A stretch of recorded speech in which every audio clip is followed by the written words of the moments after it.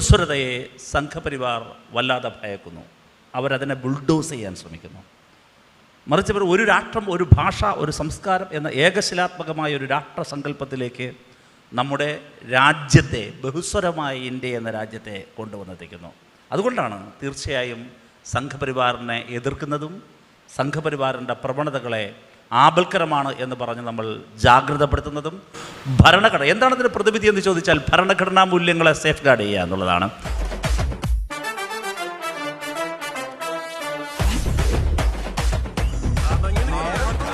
ഭരണഘടനാ മൂല്യങ്ങളെ ചേർത്ത് പിടിക്കുക എന്നുള്ളതാണ്, അതിനെ ഡിഫെൻഡ് ചെയ്യുക എന്നുള്ളതാണ്. എന്താണ് താങ്കളുടെ കാഴ്ചപ്പാടിലുള്ള ഫാസിസം?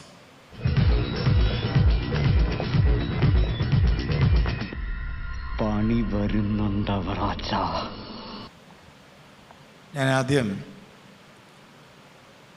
വൈകി വന്നത് എൻ്റെ കുഴപ്പമില്ലാന്ന് സൂചിപ്പിച്ചു. ഞാൻ 9:30 തയ്യാറായിരുന്നതാണ്. നിങ്ങളുടെ വണ്ടി വരാൻ വൈകിയതുകൊണ്ടാണ്. എന്തായാലും വൈകി വന്നത് ശരിയായില്ല എന്ന് തോന്നിയതുകൊണ്ട് ക്ഷമിക്കണം. തങ്കപ്പെട്ട മനുഷ്യനാടാ ഇവൻ. ഫാസിസം എന്നത് 20-ാം നൂറ്റാണ്ടിൽ ഉടലെടുത്ത പ്രധാനപ്പെട്ട 3 പ്രത്യയ ശാസ്ത്രങ്ങളുണ്ട്. അതൊന്ന് നാസിസമാണ്, മറ്റൊന്ന് ഫാസിസമാണ്, മൂന്നാമത്തത് കമ്മ്യൂണിസമാണ്. ഈ 3 ഇസങ്ങളും ഒരേ ശൈലിയാണ്, ഒരേ രൂപമാണ്, ഒരേ ഘടനയാണ്, ഒരേ പ്രവർത്തനമാണ്, ഒരേ കാഴ്ചപ്പാടാണ്. അതുകൊണ്ട് ഈ 3 ഇസങ്ങളെയും ലോകം ചവിച്ചുകൊട്ടയിലേക്ക് എറിഞ്ഞു. യഥാർത്ഥ കമ്മ്യൂണിസ്റ്റുകാരൻ ഫാസിസ്റ്റാണ്. അതുകൊണ്ട് തന്നെ ഞാൻ എൻ്റെ മുമ്പിൽ ഒരു യഥാർത്ഥ കമ്മ്യൂണിസ്റ്റ് ആരെന്ന് ചോദിച്ചാൽ, ഇന്ന് യഥാർത്ഥ കമ്മ്യൂണിസ്റ്റ് ആരെന്ന് ചോദിച്ചാൽ കാണുന്നത് പിണറായി വിജയനെ. അദ്ദേഹം ഒരു എന്നിങ്ങനെ പൂഴ്ത്തി പറയുന്നത് എനിക്ക് ഇഷ്ടമല്ല. അതെന്താ എന്താണെന്ന് അറിയില്ല. പടി കടന്നു വരുന്നു, അല്ലെങ്കിൽ ലക്ഷണമൊത്ത ഒരു സംഭവം ഇങ്ങനെ വളർന്നു വരികയാണ് എന്ന് റഹീം പറയുന്നു. അതല്ല, കേരളത്തിലും മോദി ഭരണവും യഥാർത്ഥ ഫാസിസ്റ്റാണെന്ന് അബിൻ പറയുന്നു. താങ്കൾ എങ്ങനെയാണ് അതിനെ കാണുന്നത്? ആൾക്കാർക്കൊക്കെ മുന്നോട്ട് വരാം, അല്ലാത്തവരൊക്കെ കുറച്ച് പുറകോട്ട് മാറി നിൽക്കണം. അപ്പൊ തുടങ്ങാം അല്ലേ? മാർക്സിസ്റ്റ് പാർട്ടിയുടെ PBയിൽ ഇപ്പോഴും തർക്കമാണ്. ഫാസിസം വന്നോ വന്നില്ലയോ, വന്നോ വന്നില്ലയോ. ഫാസിസം ഒരിക്കലും ഭാരതത്തിൽ ഉണ്ടാവില്ല.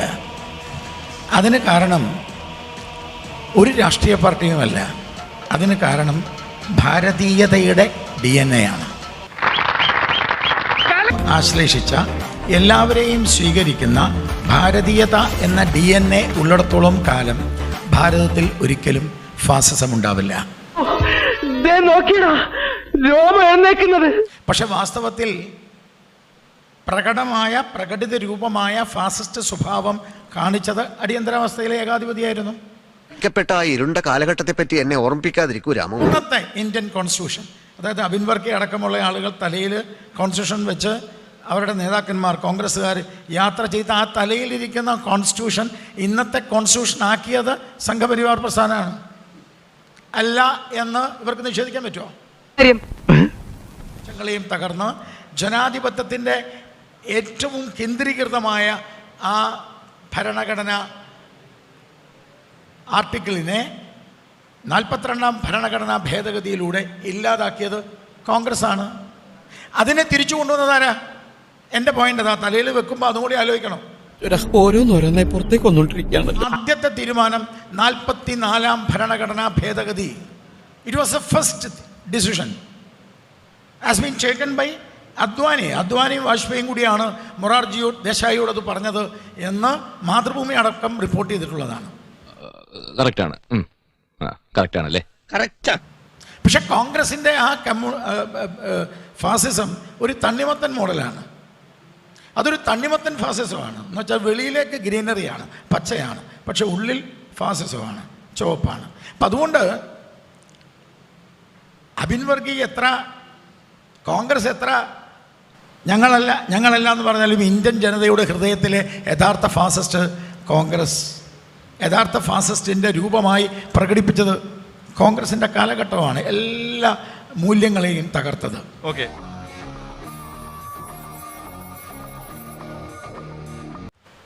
ഇവിടെ വളരെ ഗംഭീരമായിട്ടാണ് അദ്ദേഹം ചില നിർവചനങ്ങൾ കൊണ്ടുവന്നു അദ്ദേഹത്തിൻ്റെ ആദ്യത്തെ ഊഴത്തിൽ. ആ നിർവചനങ്ങൾ പലതും അദ്ദേഹത്തിൻ്റെ തന്നെ നിർവചനമാണ്. ഈ പെട്ടെന്ന് ഓർമ്മ വന്ന ഉദയനാണ് താരം സിനിമയാണ്. അതിൽ ജഗതി പറയുന്നുണ്ട്, എല്ലാ ഭാവങ്ങളും പഠിച്ചിട്ട് ഈ 2 ഭാവങ്ങൾ ഞാൻ തന്നെ ഉണ്ടാക്കിയ ഭാവങ്ങളാണ് എന്ന് പറയുന്ന പോലെ.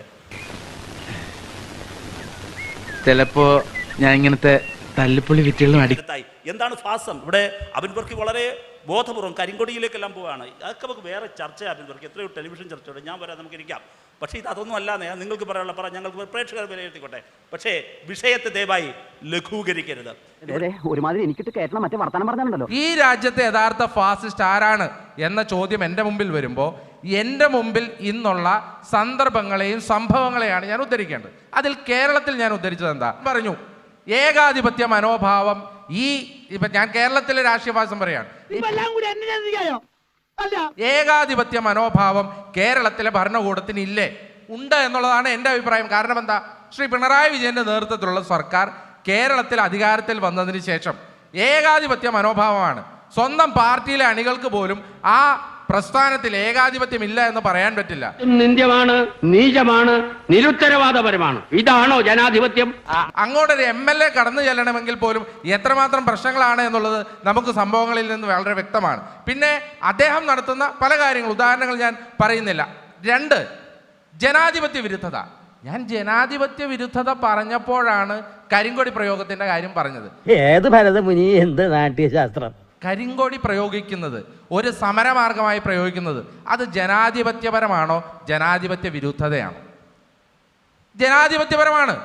ജനാധിപത്യപരമാണെന്ന് ഏറ്റവും കൂടുതൽ എൻഡോഴ്സ് ചെയ്ത പാർട്ടി കമ്മ്യൂണിസ്റ്റ് പാർട്ടിയും ഏറ്റവും കൂടുതൽ എൻഡോഴ്സ് ചെയ്ത നേതാവ് പിണറായി വിജയനുമായിരുന്നു.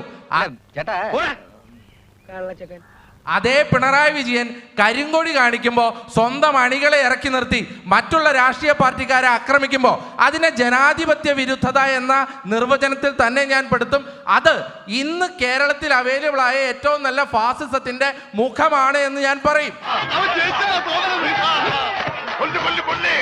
സ്വരതയുടെ കാര്യത്തിലൊന്നും ആർക്കും തർക്കമില്ല. എനിക്കോ നിങ്ങൾക്കോ തർക്കമില്ല. ഞങ്ങൾ ഈ കാലഘട്ടത്തിൽ അടിയന്തരാവസ്ഥ ഒരു ഘട്ടത്തിൽ അത് ശരിയായ ഒന്നായിരുന്നില്ല, അത് തിരുത്തപ്പെടേണ്ടതായിരുന്നു. എന്തായാലും കലക്കിട. ഫാസിസം എന്ന നിർവചനത്തിൽ അവൈലബിൾ ആയ സോഴ്സിൽ കേരളത്തിലെ യഥാർത്ഥ ഫാസിസ്റ്റ് ആരാണെന്ന് ചോദിച്ചാൽ അത് നിർഭാഗ്യവശാൽ കമ്മ്യൂണിസ്റ്റ് പാർട്ടിയുടെ നേതാവായി.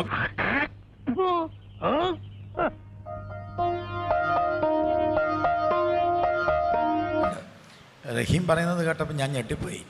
കാരണം ഇന്ത്യൻ ഭരണഘടനയെക്കുറിച്ചൊക്കെയാണ് അദ്ദേഹം സൂചിപ്പിച്ചത്. ഇന്ത്യൻ ഭരണഘടന എന്ന് പറയുന്നത് ഭൂഷാ ഭരണഘടനയാണെന്ന് വ്യാഖ്യാനിച്ചവരാണ്. നാം ഒന്ന് എന്നൊരിക്കലും പറയാത്തവരാണ്. കഴിഞ്ഞില്ല, ഇനിയുണ്ട്. ഒന്ന് പറയാൻ കഴിയും. ഞാൻ പറഞ്ഞു തീർത്തോട്ടെ. ഞാൻ ഇപ്പോൾ വൈകി വന്ന ആളാണല്ലോ. പറഞ്ഞു തീരാണ്ട് ഞാനിത് പറഞ്ഞു തീരാണ്ട് പോകുന്നതിൽ അർത്ഥമില്ല. രാഷ്ട്രം അതൊന്നാണ്. അതുകൊണ്ടാണ് ഭാരത് മാതാ കി ജയ്. പക്ഷേ രാഷ്ട്രം 16 എന്ന് വ്യാഖ്യാനിച്ചവർ മൗണ്ട് ബാറ്റനോട് ഇന്ത്യ 16 വിഭജിക്കണമെന്ന് പറഞ്ഞവരാണ്. അപ്പോൾ ഇങ്ങനെയൊക്കെയുള്ള ഉടായിപ്പ് പ്രസ്ഥാനമാണ് ഈ കമ്മ്യൂണിസ്റ്റ് പാർട്ടി ഓഫ് ഇന്ത്യ ബ്രാക്കറ്റിലെ മാർക്സിസ്റ്റ്. ഭാരതത്തെ രണ്ടായി പ്രഖ്യാപിച്ചപ്പോൾ ഭാരതത്തിൻ്റെ ദേശീയത എന്ത് എന്ന് ചോദിച്ചപ്പോൾ ഭാരതത്തിൻ്റെ ദേശീയത ഇന്ത്യൻ ഭരണഘടനയിൽ എഴുതി വച്ചിരിക്കുന്നത് എന്ന് വളരെ കൃത്യമായിട്ട് നമുക്കറിയാം. India that is Bharat shall be union of the state. നിനക്കറിയില്ല, നിനക്കൊന്നും അറിയില്ല. കാരണം നീ കുട്ടിയാ. എല്ലാ സംസ്ഥാനങ്ങളും സംയോജിക്കപ്പെട്ടതുകൊണ്ടാണ്. അവിടെ ഞങ്ങളുടെ ക്ലാരിറ്റി ആയിട്ട് പറയട്ടെ, ഭാരതത്തിനൊരു സംസ്കാരമുണ്ട്. അദ്ദേഹം പറഞ്ഞാൽ ബഹുസ്വരത, സ്വത്വബോധം. ഭാരതത്തിൻ്റെ സ്വത്വം, ആ ഭാരതത്തിൻ്റെ സ്വത്വം അതാണ് ഭാരതീയത. ജവഹർലാൽ അതുകൊണ്ടാണ് EMS നമ്പൂതിരിപ്പാട് ചൈനയിൽ പോയപ്പോൾ മാവോയ്ക്ക് കൊടുത്തത് എന്താ? ബഹുസ്വരതയുടെ ആയുധമല്ല. മാവോയ്ക്ക് കൊടുത്തത് ശിവതാണ്ഡവത്തിൻ്റെ. ഇവിടുന്ന് പോപ്പിനെ കാണാൻ പോയപ്പോൾ EK നായനാർ കൊടുത്തത് എന്താ? ബഹുസ്വരതയുടെ അടയാളമല്ല. ഭഗവത്ഗീത എന്തുകൊണ്ട് സംഭവിച്ചു?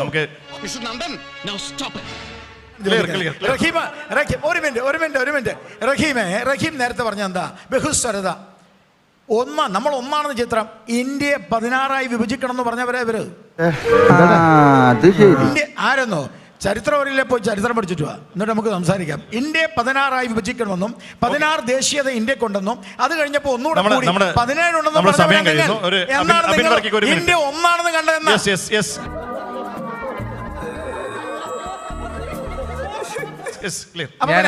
ഞാൻ ഒറ്റ കാര്യം ഇവര് പിന്നെ രണ്ടാക്കിയേ മുറിച്ചുള്ളൂ. ഇന്ത്യ ഒന്നാക്കി നിർത്താനും ഭാരത് മാതാ കി ജയ് എന്ന ഒരു മുദ്രാവാക്യം വിളിക്കുന്ന ഒരേ ഒരു രാഷ്ട്രീയ പ്രസ്ഥാനം